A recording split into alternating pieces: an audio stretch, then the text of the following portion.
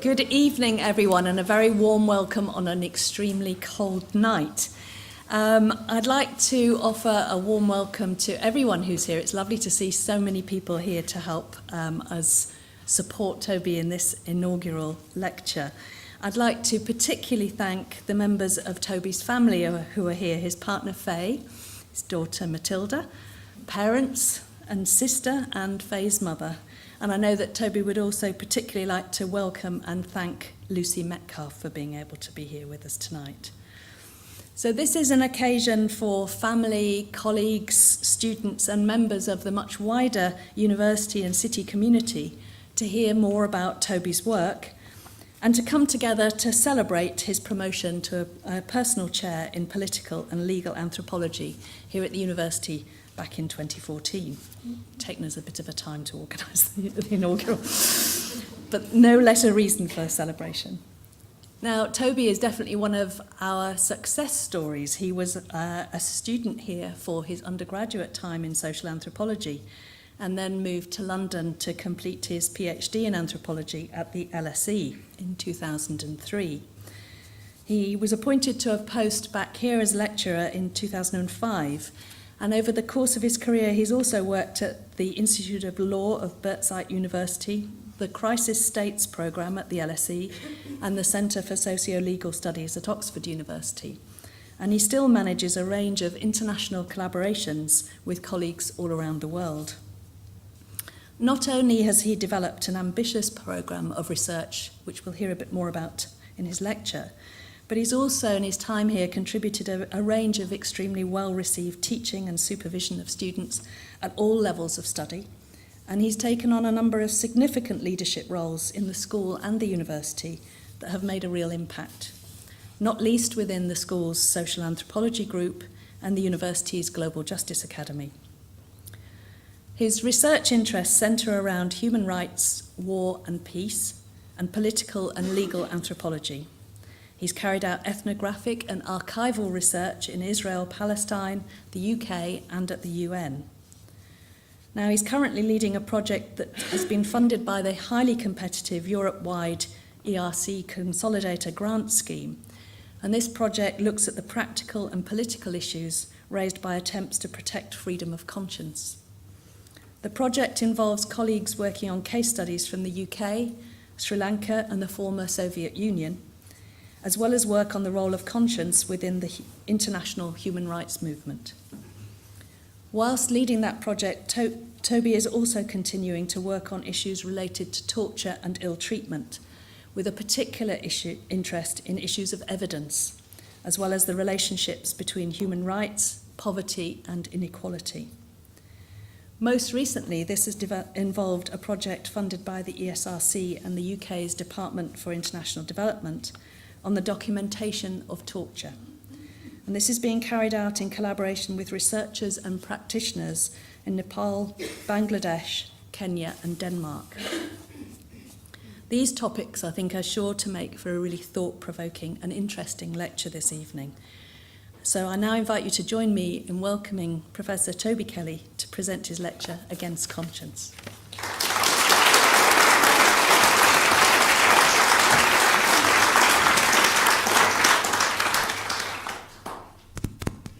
So thank you, Dorothy, for the kind introduction, and thank you all also for coming.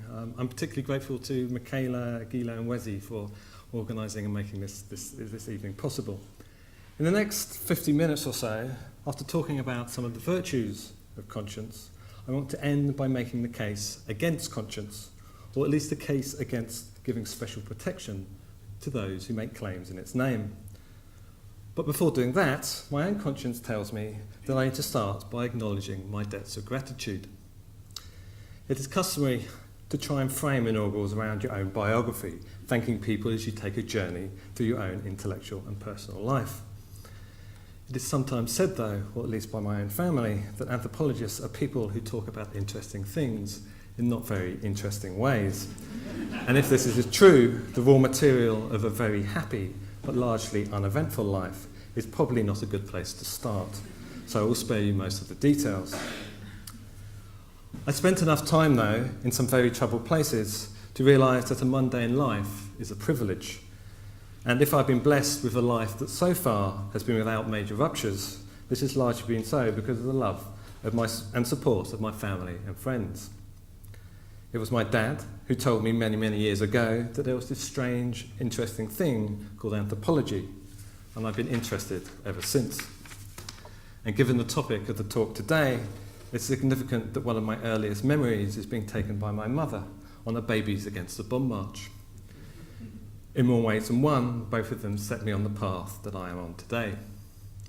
My parents, brother and sister, as well as my wider family and groups of friends, have been unfailingly caring, and without them I would not be here today. It was in Edinburgh, not far from this very spot, I think it's a few blocks over, that as an undergraduate student I met the person to whom I'm now very happily married. For he has shaped the way I think about the world in more ways than I can possibly describe, not least because of her complete disinterest in almost all things that anthropologists have to say. Our youngest child, Solomon, very sensibly decided to stay at home and watch Paw Patrol, but somewhere here at the front, playing with her phone, is Matilda. I'm immensely proud of both of them, and they bring me great, great joy. One of the greatest things I think they have taught me is that as much as I love being an anthropologist, and I think it's an amazingly lucky job to have, there are still much more important things in life. My wider family, and I particularly like to thank them in so many ways, have also taught me a great deal about what it means to act conscientiously towards others, with a sense of both intimate care and public responsibility. In their own ways, they're the best examples of many of the virtues I want to talk about over the next 40 minutes or so. In my academic life, I carried out my PhD, as Dorothy said, on labour rights at the LSE, right at the heart of the Second Palestinian Intifada, where my supervisors were two remarkable and remarkably different scholars in the shape of Martha Mundy and the late, great and much missed Peter Luizos, the good cop and bad cop of my academic life. They gave me unique training for which I'm deeply grateful, and I can still hear both of them sitting on my shoulder like a conscience, if you want to think of it that way, whenever I sit down to write. I'm also very conscious of the fact that if I have any type of academic career, it is largely because of the generosity of the people of occupied Palestine at that most difficult time. On returning to Edinburgh, it was my good fortune to find myself amongst an immensely nice group of colleagues and some wonderful PhD students, and I'm very honoured that some of them are here tonight. Much of what I know about anthropology, and friendship for that matter, comes from conversations with people like Dimitris Xylonis, Ian Harper, Lotta Hook, Magnus Kors, Laura Jeffrey and Janet Carson, amongst many others. But one of the greatest things about being here in Edinburgh is that not only do I have some great colleagues in anthropology, but I've also been lucky enough to work alongside and learn from people from across the university, from politics, law, African studies, history, Middle East studies, and the College of Art. People like Christine Bell, Sharon Cowan, and Matthias Dahler have taught me a great deal about what it means to think, both broadly and deeply. And above all, I've learned from working alongside people from outside the university. For most of the last 15 years, this has been human rights organisations such as the Workers' and Democracy Rights Centre in Ramallah, Freedom from Torture in London, Dignity in Copenhagen, or IMLU in Nairobi. And more recently, I've been working with colleagues from the National Museum here in Edinburgh. I've taken a great deal from these engagements, most notably confronting the limits of my own knowledge, and I've been greatly inspired by their skills and insights. In all truth, though, I cannot even begin to list all the people I need to thank here today, so I've shamelessly stolen, or borrowed, as we like to say, an idea from Fiona Mackay, who I should also like to thank, and produce what you might call a wall of gratitude, trying to bring together some of the names of at least some of the people who've helped me along the way. This is necessarily an incomplete list, but goes some way to easing my own guilty conscience, whilst at the same time adding to it when I think about all the people that I might have left off. In this regard, I'm only slightly comforted by Hannah Arendt's remark that only really bad people have a clear conscience.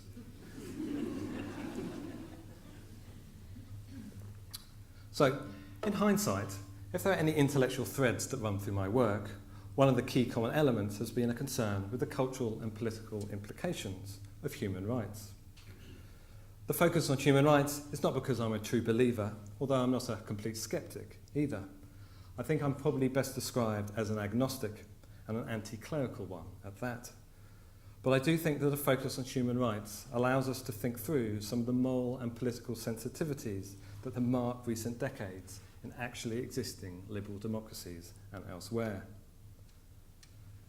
The second thread is a concern with evidence.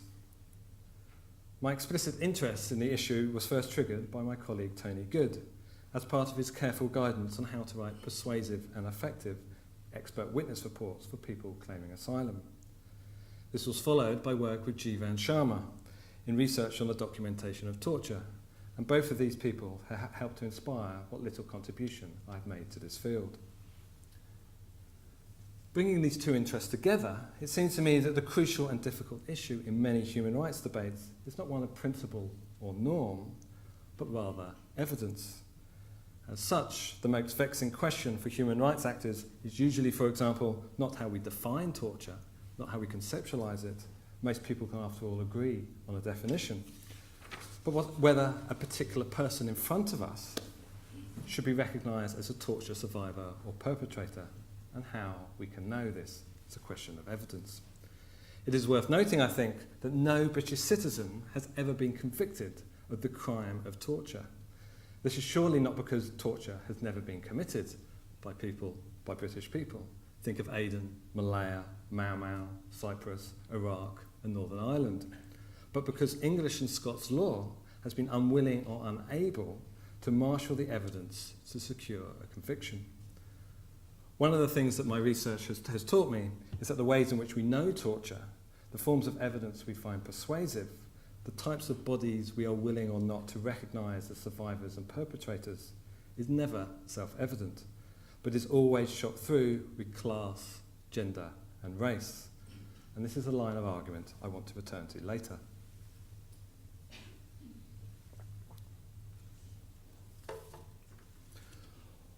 What I want to do today, though, is talk about my most recent work on freedom of conscience, which similarly brings together these two concerns, human rights and evidence.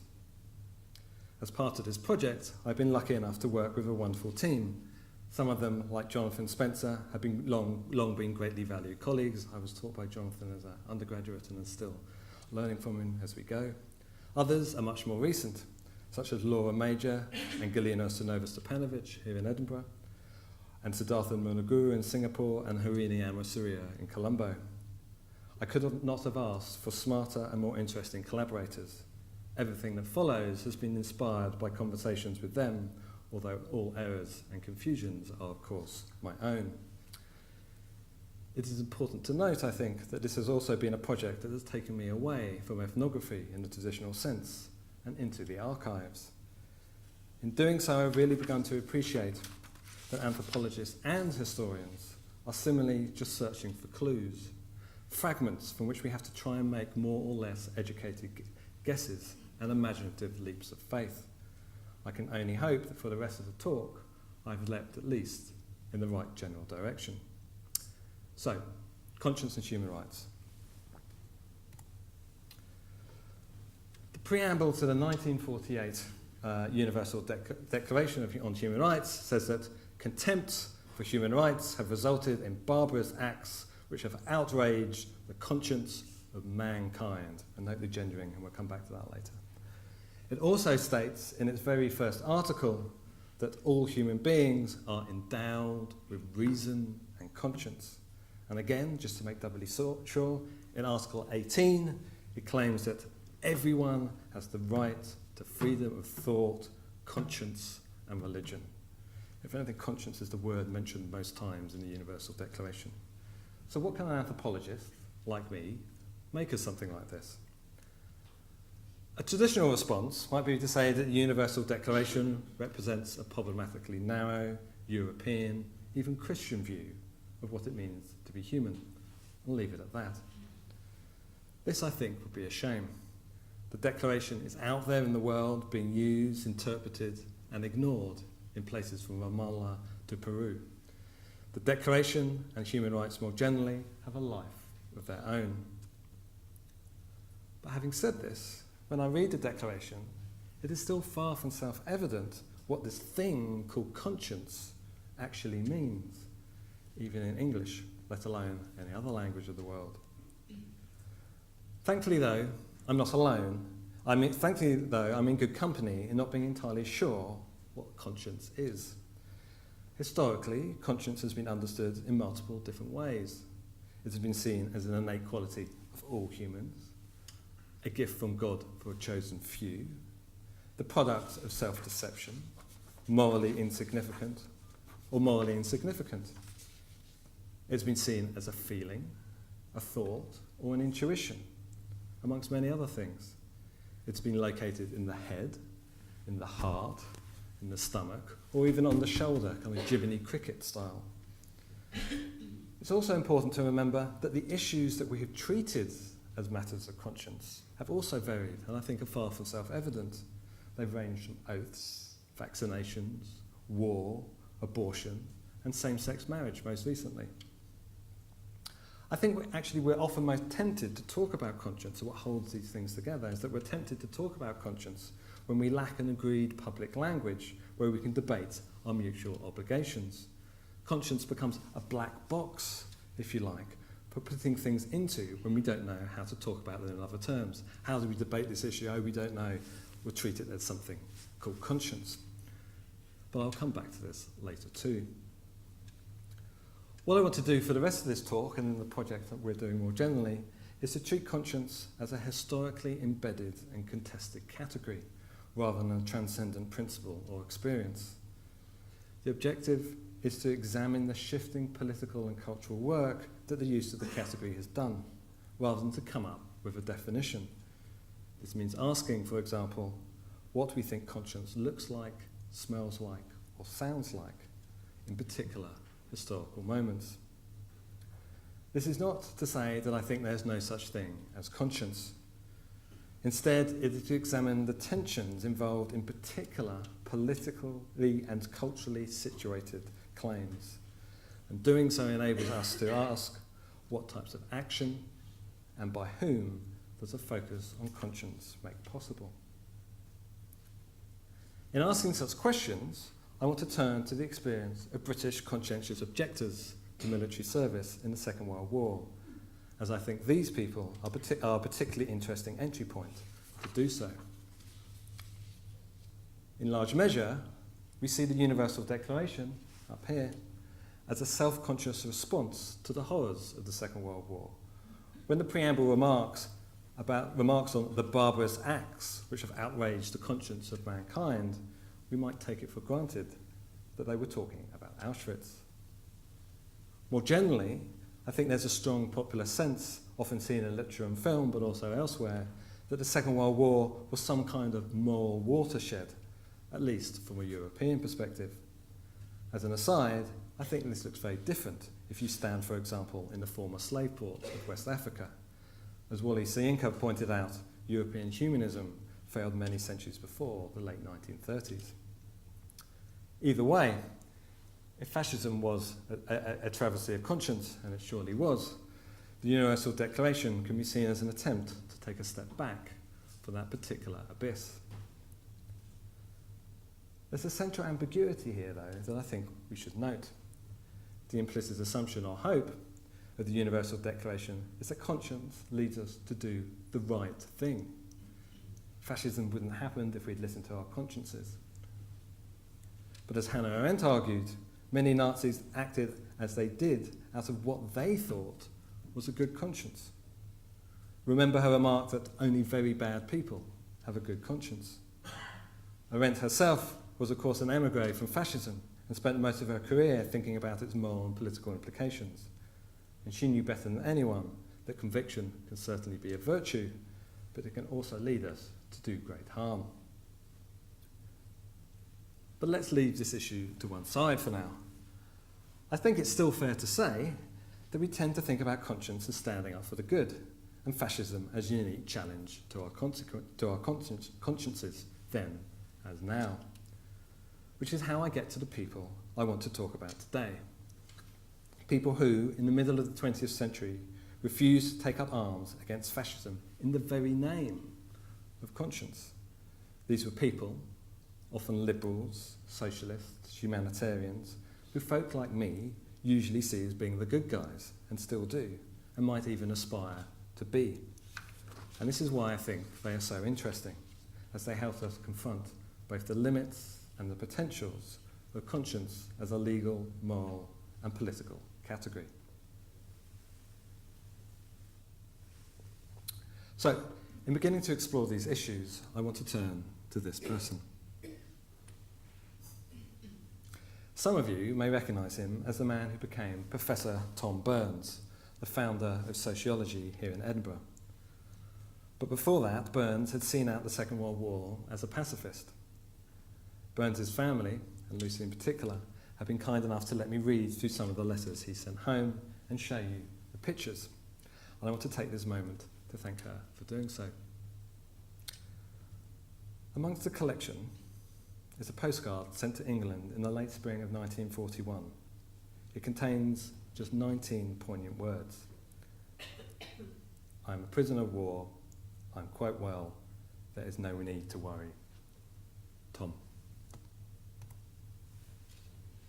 And there is Tom as a prisoner of war. Just a few weeks before, Burns had been captured as the German army overran Greece. He would spend the next few years in Stalag 8B, a prison camp in what is now southern Poland. The note was very similar to those sent by the over 100,000 British soldiers taken prisoner during the British World War. But how had Burns, a committed pacifist, ended up on the battlefields of Europe and a prisoner of Nazi Germany? The answer to this question takes us through Scandinavia, the Soviet Union, North Africa and the Balkans, and bloodshed on 3 front lines. And it also tells us, I think, a great deal about the complex forms that conscience can take.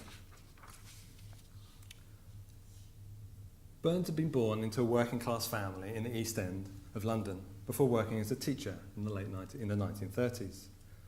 On reading through his letters, you get a sense of a morally serious man with literary ambitions. The day of the Nazi invasion of Poland, with conscription just about to enter into law, a group of Quakers put out a call for volunteers, asking for members of military age who wish to give positive proof that although they register as conscientious objectors, they have no wish to be exempt from a period of constructive labour as a result of their convictions. And that last bit, constructive labour, I think is very important.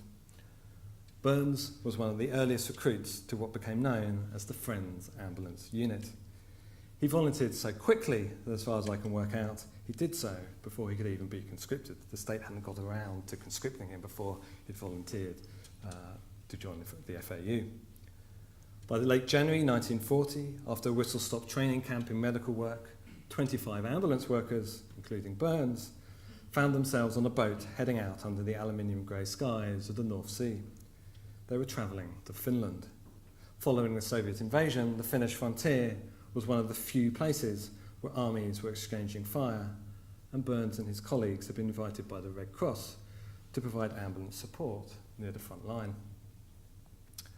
Judging by their letters and diaries, as well as what we know about other COs, and you can see this here, I think, it is probably fair to say that the men on board ship would have been very keen to demonstrate that although they would not bear arms, they were not afraid or lazy.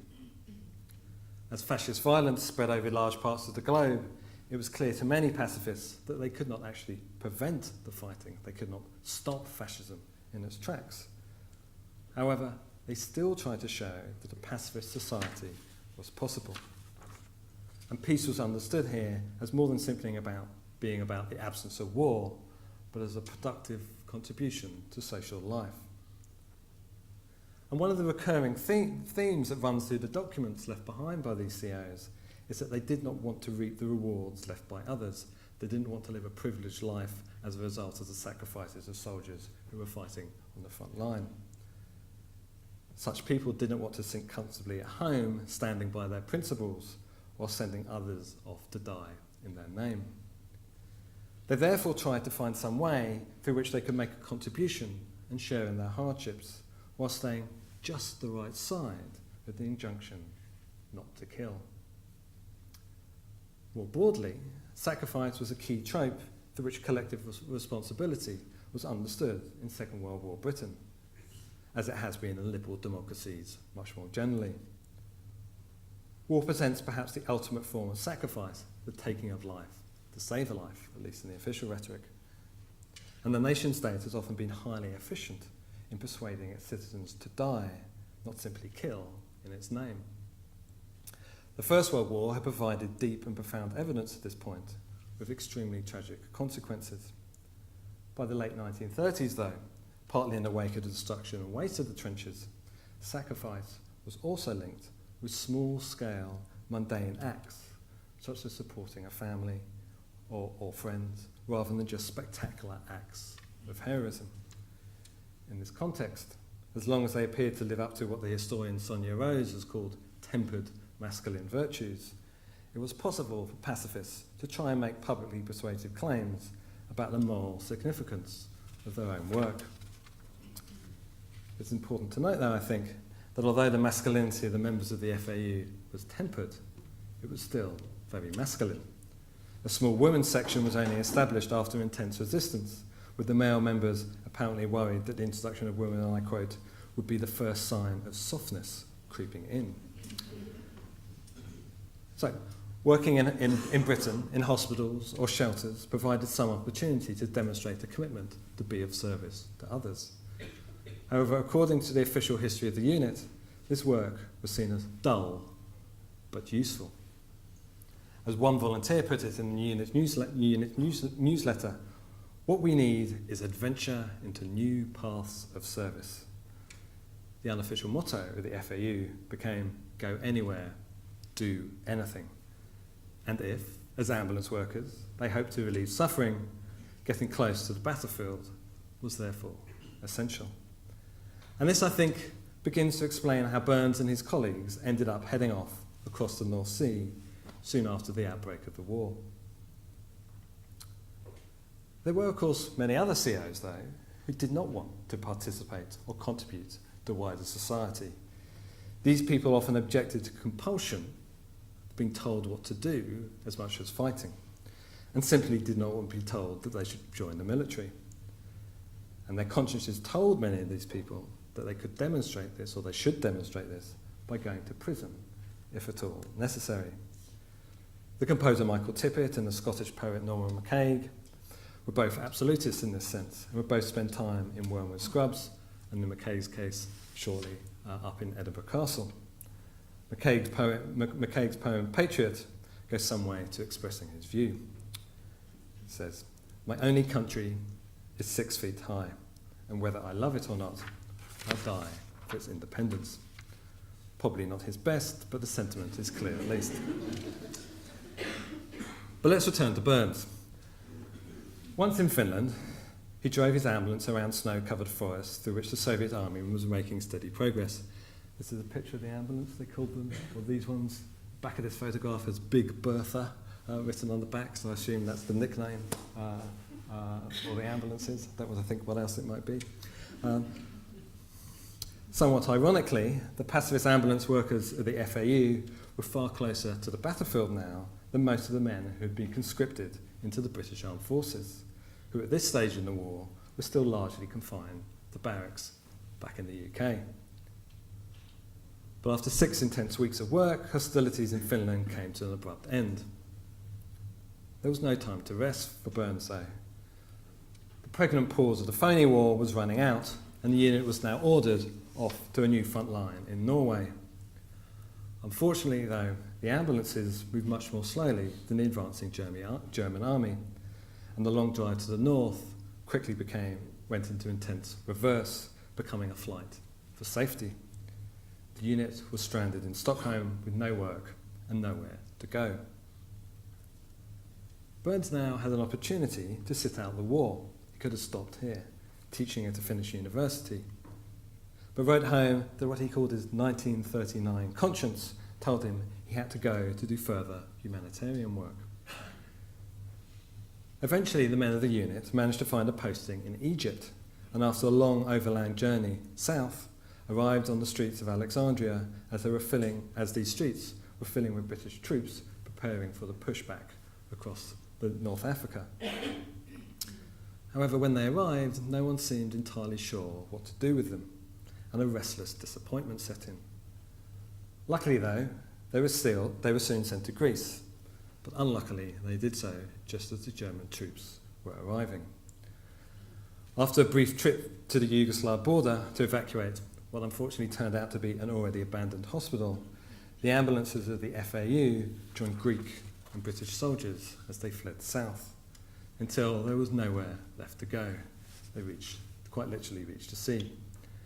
As he hid under trees and prickly pears from the Luftwaffe overhead, you can imagine Burns looking out to sea for signs of rescue. Ships came to evacuate some of the British soldiers, but as far as I can work out in the scramble, there never seemed to be any room for the pacifist medical workers. Twice before, Burns had managed to avoid the German advance. This time, he wouldn't be so lucky.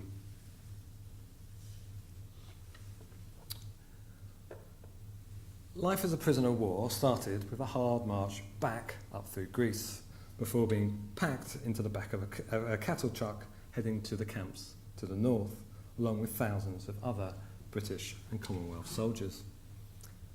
As the weeks turned into months and the months into years, rumours of imminent repatriation were a constant source of both hope and disappointment filling our letters home. Burns, though, set out trying to turn the experience of imprisonment to good use. In one touching and I think remarkable letter, he would write, "I should like to get home, but I'm not sure that I should. Here I should be useful, and I have still much to consider and try and order in myself. An activity which can be done here, I know better than elsewhere." When Burns was finally released in October 1943, he had been in the camp for 2 years and 3 days. 5 other members of the unit would return that same month, and 3 more the year after. The rest would not be free until the end of the war. One of them never came home. Alan Dickinson died in hospital just before Christmas Day 1943, after throwing himself from a window in apparent despair. Before his death, he had written that, "I wanted to be in the section of the unit that would have the best opportunities for proving its mettle. I wanted to live vividly for my ideal, and if necessary, to die for it." On his return home, Burns expressed a desire to go abroad straight away, this time to do work in India. However, to his apparent deep regret, he was turned down. His health had been broken by his experiences of the past 3 years. After the war, many other conscientious objectors, like Burns, would go on to become prominent figures in several walks of life. Burns himself would be an eminent sociologist. Other examples include the actors James Mason, Paul Eddington, and Donald Pleasance, the composers Benjamin Britten and Michael Tippett, an early publisher of Private Eye, the author of The Joy of Sex, the creator of Bagpuss, a member of the first team to make The Ascent of Everest, and Edwin Morgan, the first Scots national poet. Morgan, by the way, would actually spend much of the war in an ambulance unit just down the road from where Burns was in Egypt. Large numbers of these people were creative types. Conscientious objectors were responsible for a large amount of remarkable amount of artistic production as they tried to make their consciences tangible to themselves and to others. It is no coincidence, I think, that the current National Gallery of Scotland exhibition on Scottish modern artists features the work of 4 different conscientious objectors. Most remarkably, though, I think you can find this in the music of Michael Tippett. If you have time when you go home, turn on Spotify or Apple Music and put on his A Child of Our Time, and I think you will hear one of the most beautiful attempts to manifest a torn conscience, grappling with what to do in a world gone bad. Alongside these artists, though, many others would become establishment figures. They included a Bishop of Edinburgh, a founder of the London Business School, the first woman to be elected a Fellow of the Royal Society, and there she is up in the middle, Kathleen Lonsdale, a vice president of the World Bank, the last British High Commissioner to the Federation of Rhodesia and Nyasaland, and several members of the House of Lords.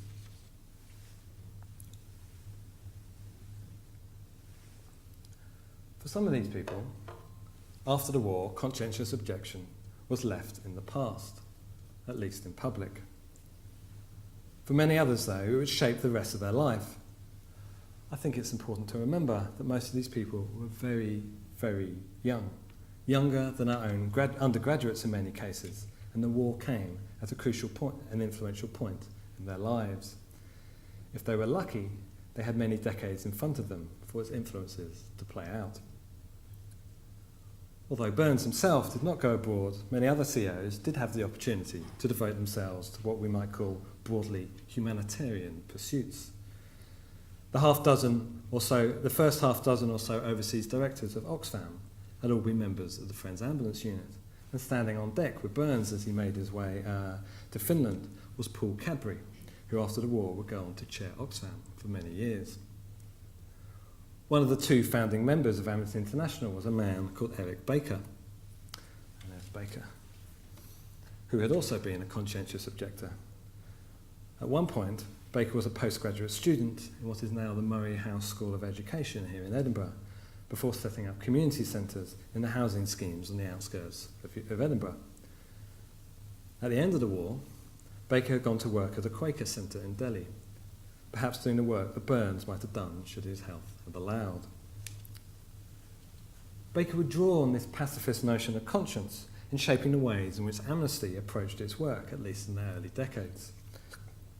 In particular, he coined the phrase prisoner of conscience, through which Amnesty would rise to international prominence, and was also responsible for the early decision to exclude anyone from the category who advocated the use of violence. My sense is that the CEOs who dedicated themselves to service were a remarkable group of people. They could, of course, have many blind spots, refusing to fight fascism looms large, to say the least.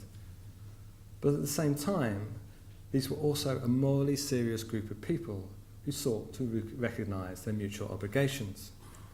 And above all, I think they understood that their own privileges were built on the sacrifices of other people. One of the other qualities, though, that these people had is what Arendt called thoughtfulness. In Arendt's mind, thoughtfulness was central to any attempt to overcome totalitarianism, and was synonymous with a very particular kind of conscience. As she famously wrote, conscience's criterion for action will be whether I shall be able to live with myself in peace when the time has come to think about my deeds and words. Conscience is the anticipation of the fellow who awaits you if and when you come home.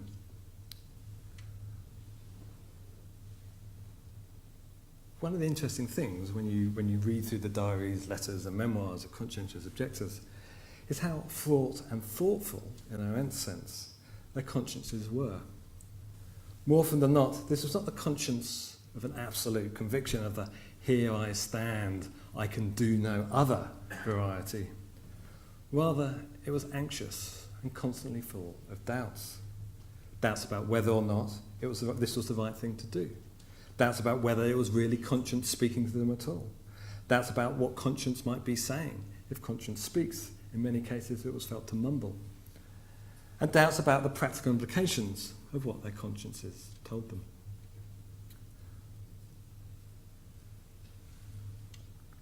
Although many CEOs went on to play an important role in the British peace movement, not least in CND, and I like to think that as I went with my mum on Babies Against the Bomb March, there were many conscientious objectors walking alongside us. My sense is that the major legacy lies outside peace activism. Instead, it can be found in the mixture of dissenting, internationalism, compassion and solidarity that mark the best bits of late 20th century human rights and humanitarianism. And the key point I want to make today is that the conscientious objectors were central to the growth of both human rights and humanitarianism in the second half of the 20th century, both in Britain and across the world. Or to put this another way, the ethic of conscientious and doubtful mutual sacrifice has been woven into organisations like amnesty and Oxfam, even if it's sometimes now fraying around the edges. In most of my teaching and writing, I'm often very critical of this tradition and continue to be so. But I think at this particular historical moment, it is also worth considering what we could miss when it is gone. It might not be the most we can hope for, but it is still something, at least.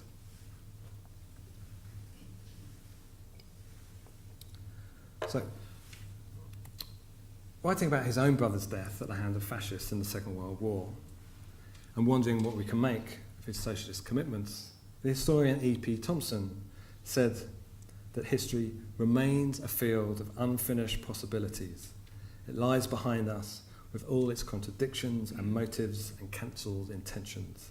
And we, acting in the present, reach back, refuse some possibilities and select further others.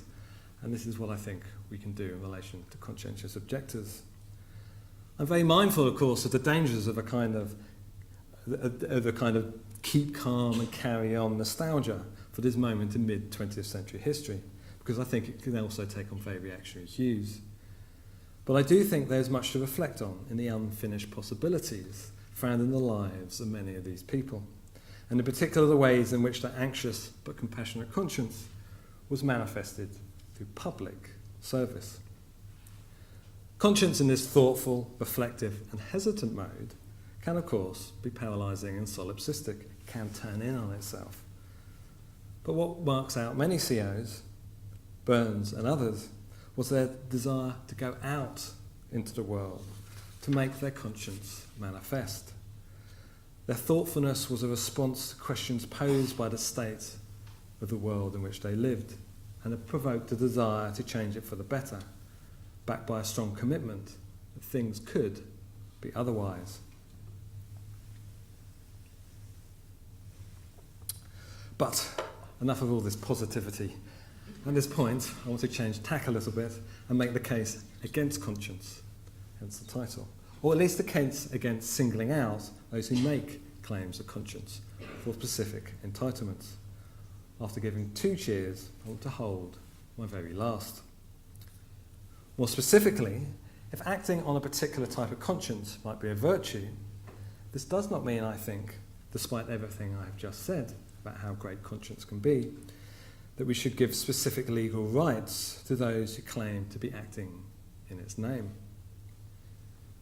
If you go back to the Universal Declaration, it not only says that all human beings are endowed with reason and conscience, but also that everyone has the right to freedom of conscience. And this has often been interpreted as meaning that the state has a special responsibility to look after such people.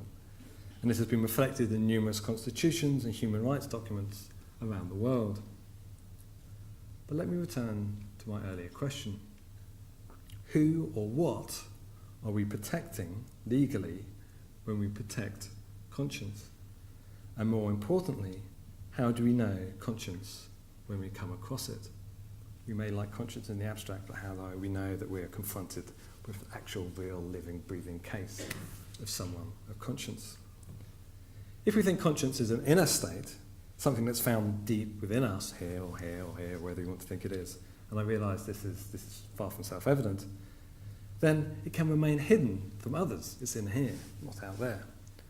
And as Hannah Arendt argued, a conscience that is thought to be located inside people is always encountered by others through its surface appearances. And surface appearances are always open to mistrust and interpretation. They are representations of something that's inside and therefore might be different, might be manipulated or might be misunderstood. Evidence of conscience is therefore never obvious. And people making claims of conscience need to find ways to make it public and to make it persuasive. And this, I think, is where some of the trouble starts. To explain what I mean, I want to return and go back to the example of British COs in the Second World War. These COs had to persuade others, their friends, their families, and sometimes themselves, as well as the state, that they were acting out of a genuine and sincere conscience. If they failed to do so, they wouldn't be exempted. They wanted to show the world that they were not simply refusing to fight due to laziness or self-interest, but out of this thing they were calling conscience. And this, I think, is one of the ways in which we can understand the common drive to be of service, to become an ambulance driver like Tom Burns, working dangerously close to the front line. This was proof, this was evidence of the seriousness of their conscience. Legally speaking, though, the central place where they had to prove their conscience to make it evident to others was before tribunals that decided on exemption from conscription. We should remember here that Burns actually volunteered so fast that he could never be conscripted, so never had to stand before a tribunal. Although I had to make a case actually when he came back after being a prisoner of war for 2 years. In marked contrast to the First World War, the tribunals of the middle 20th century were relatively willing, in comparative terms, to give exemption. Around 60,000 people applied, and a vast majority had it granted, with about 1,000 people being sent to prison after their applications were refused, and they still refused to join the armed forces. By and large, the tribunal's decisions were a pragmatic exercise. As Neville Chamberlain put it, and I quote, "In the Great War, I think we found that it was both useless and an exasperating waste of time and effort to attempt to force such people to act in a manner which was contrary to their principles. They simply could not be bothered to force people to fight if they didn't want to fight, as long as their numbers were not too great."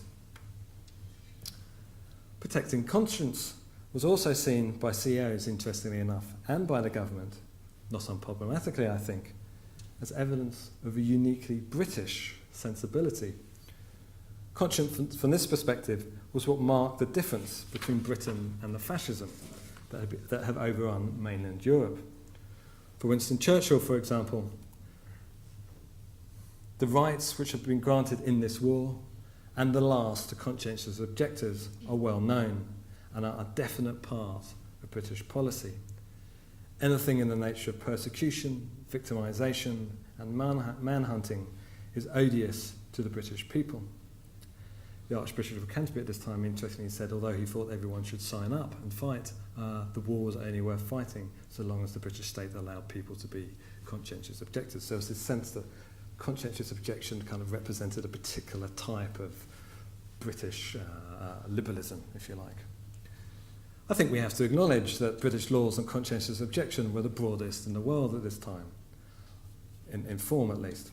Unlike almost all other countries, for example, they did not require that conscience took a religious form. There's no definition of conscience in the law. All that was required was that the applicant had what they called a genuine objection to bearing arms.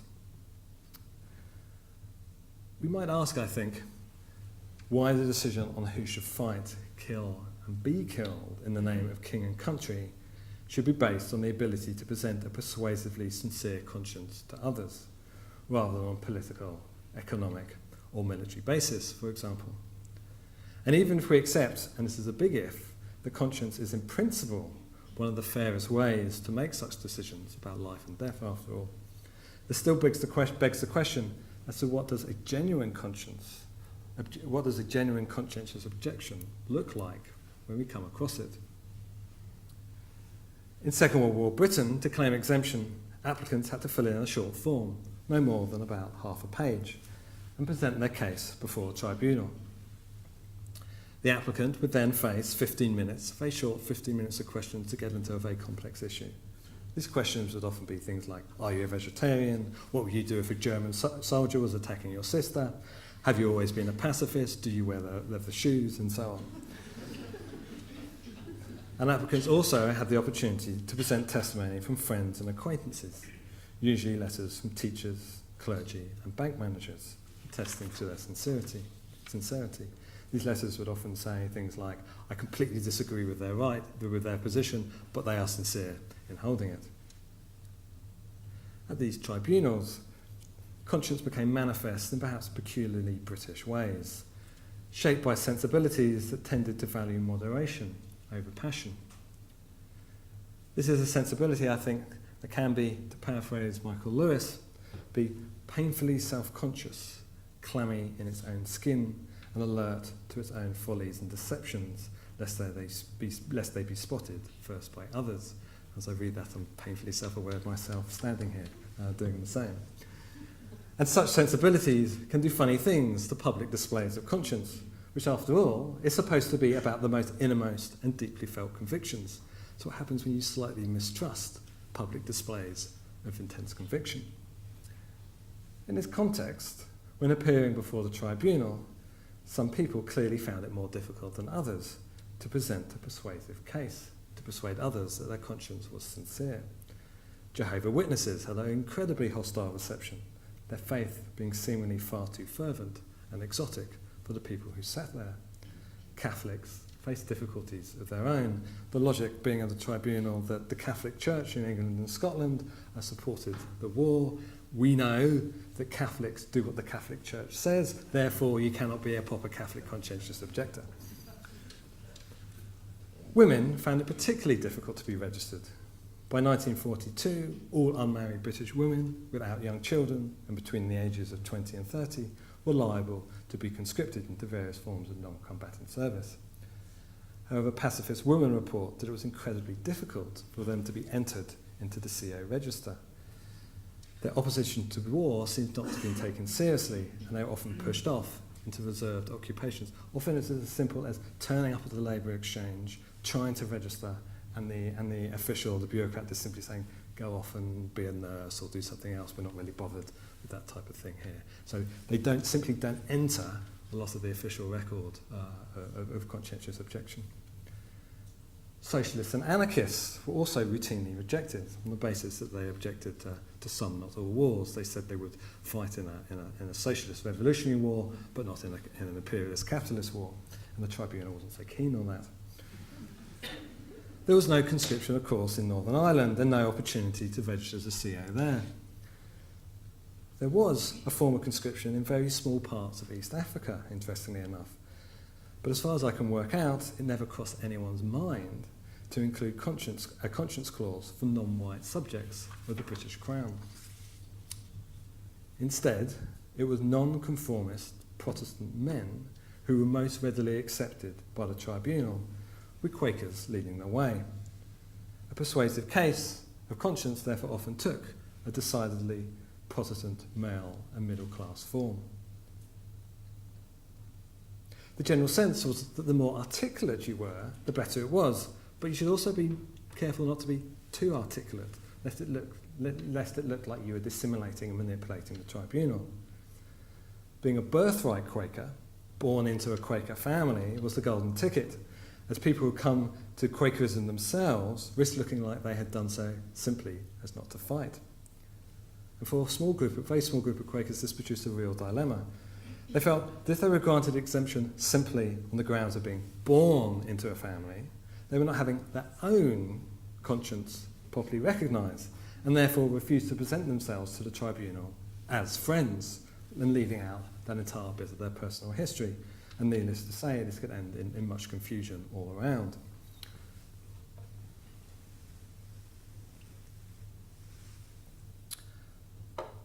We should not forget, though, that I think the vast majority of people who did not want to fight, for all sorts of complicated reasons, probably did not try to seek exemption on the grounds of conscience. Hundreds of thousands worked in reserved occupations, such as coal mining or teaching. And even if you joined the armed forces, only a small minority of soldiers actually saw combatant duty. Many of them were in logistics and cooking and in medical work and so on. It was also possible, of course, to get a medical exemption. And Donald Trump, elsewhere and several decades later, learnt this lesson well and avoided Vietnam through spurs in his heels, which remarkably enough now seem to have disappeared, according to his doctor's report the other day. What marked out COs in distinction from these people was their desire to have their consciences publicly acknowledged in some profound sense. And I think there's a sense in which registering as a conscientious objector can therefore be seen as a form of authorized dissent. One of the interesting things about the vast majority of these COs was that they saw themselves as very loyal British subjects, and therefore willing to fulfil what they understood as their obligations to their fellow citizens. People who formerly registered as COs were therefore rebels, not revolutionaries in Max Gluckman's sense. This is no way to minimise the sacrifices that many of them made or the virtue of their convictions, but it is to point out that their recognition tended to reinforce existing hierarchies around gender, class, religion and ethnicity. I'm of course not the first person to say such things. Singling out those who speak in the name of conscience has had many critics over the years. Arendt's fellow German emigre, Theodor Adorno, for example, was concerned that claims of conscience were the mark of a charlatan. Whilst he thought that social life should be based on conscience, he argued that the moment people make claims in its name, they should be immediately suspected. Because, as he wrote, this gesture contains exactly the same positing of self, which really just camouflages the principle of self-preservation, while simultaneously pretending to be moral. I might not want to take the argument as far as Adorno does, but I kind of know what he's trying to get at. And with this in mind, and as I come to the end of this talk, Matilda will be pleased, there are three key points I want to make, none of which, given time, I'm really going to be able to substantiate. The first, is that although conscience can be a virtue when combined with the right measure of mutual obligation and doubt, it can also lead us into less than virtuous places. As Bernard Shaw put it, there's nothing more dangerous than a conscience of a bigot. The second is that conscience, when understood as an internal quality of all humans, is inscrutable. And the law seems an especially blunt tool through which to recognise this form of conscience. If, as I've argued, we can understand conscience as a form of thoughtfulness, it can be seen as an inherently reflective exercise, a moment when we pause, step back, and ponder. It is therefore full of uncertainty, yet legal practice can be seen as essentially concerned with suspending those moments of reflection, about closing your eyes to moments of uncertainty and coming to a decision and moving on. Making conscience available to law therefore seems to fundamentally change it into something else. As such, the legal recognition of conscience, I think, is either arbitrary, distorting, or requires meeting restrictive public conventions around what conscience should look and sound like.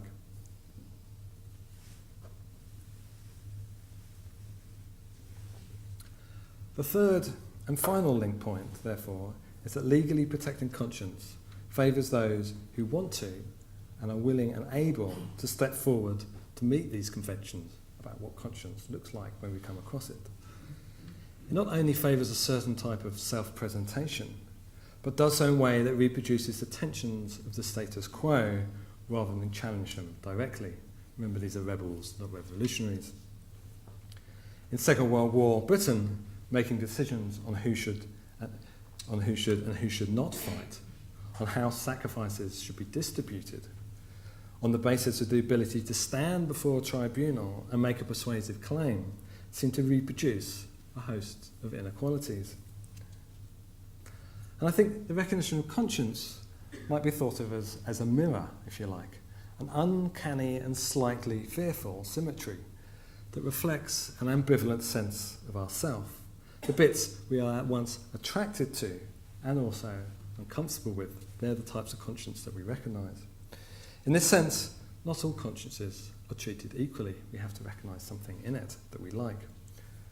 If conscience is a black box into which we push things, remember right at the beginning, that we find hard to talk about, the gaps of recognising conscience can often only further disadvantage those who are already disadvantaged and privileged, the already privileged.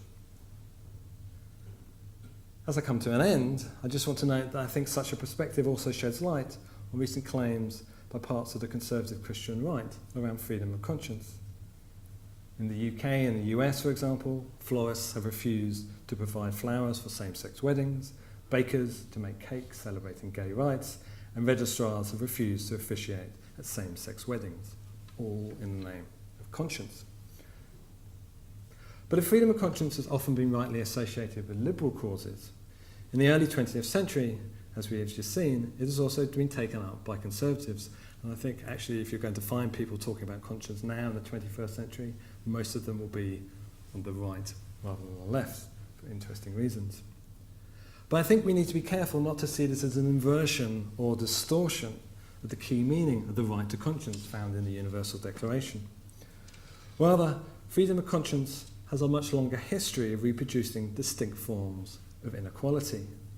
And the history of attempts to protect conscience can therefore perhaps ironically resonate with the exclusionary implications of a politics of intolerance. To end then, properly, what I've tried to say over the last 50 minutes or so can perhaps best be summed up by paraphrasing Mark Twain. We have two precious things, freedom of conscience and the prudence not to demand it.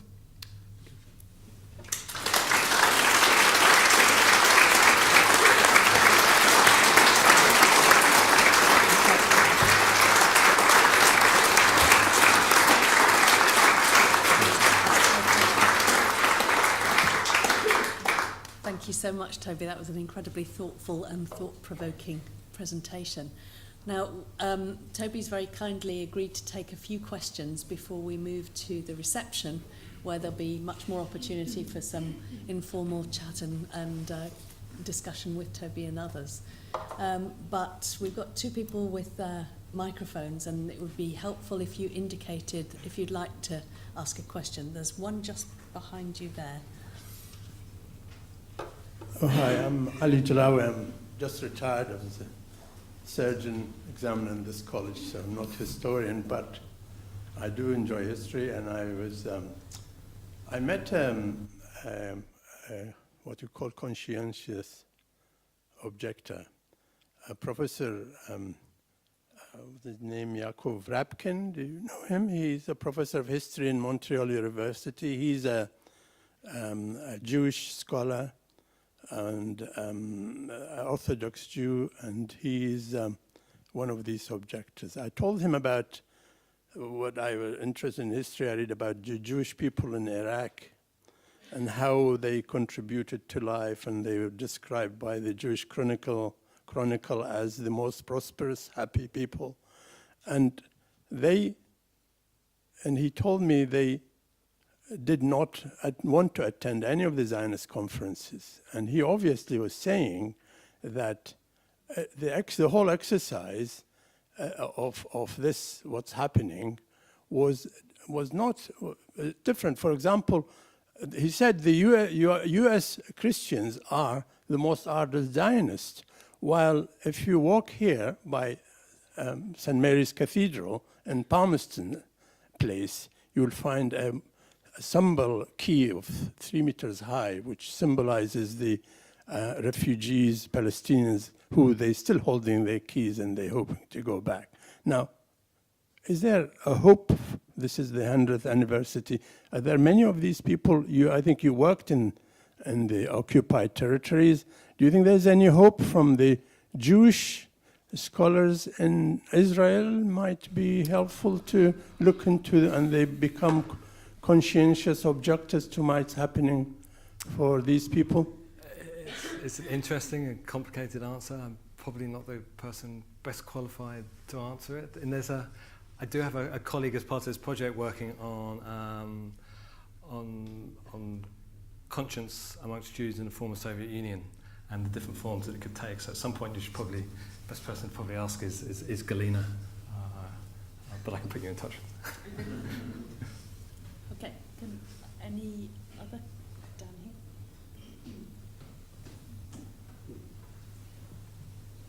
What troubles me, is this working? Yes. What troubles me is the absence of conscience. I mean, for example, if one looks at educational research, one finds vast numbers of researchers willing to publish research which has the most damaging consequences for many children. And very few people comment on these sorts of things. It's the absence of conscience that troubles me. Have you any comments on that? I think, I mean, in some ways, I think conscience is one of these things that's is easier to recognise in its absence than its presence. When people are acting conscientiously, it's often quite difficult to know they are doing so, or to say they're doing so. But it's in the gaps, in the failures of conscience, is where we see it. Yeah.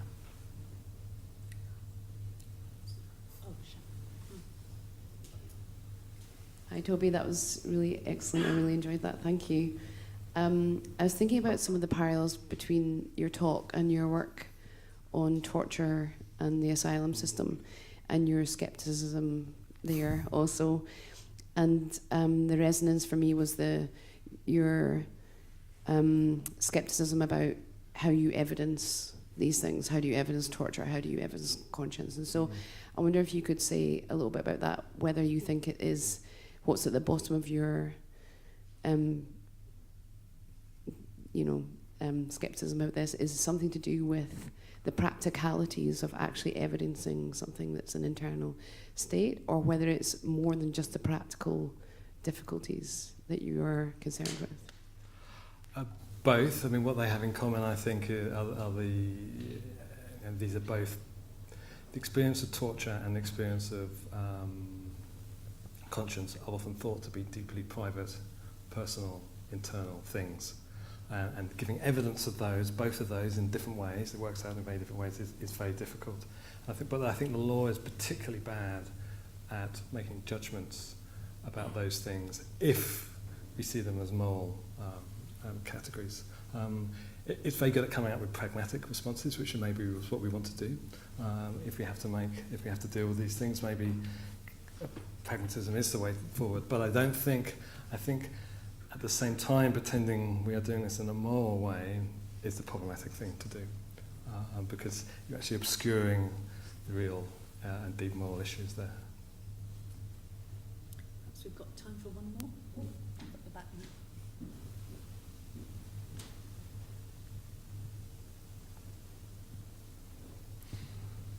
I had a question with you, a little bit more about evidence. So, as someone who's practiced anthropology and done a lot of field work and talked to people, living beings, what's it like going into an archive, and how does it change how you practice your craft of social anthropology? It's great.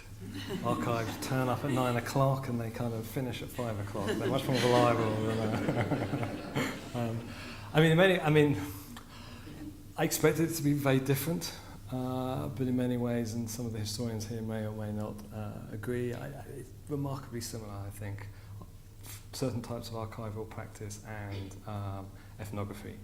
As I said right at the beginning, what we're both doing is we come across these little shards, little bits of evidence, these little clues, these little bits of document, these little words, these letters that have been written for contingent reasons and have been left and found them. Ethnography is much the same.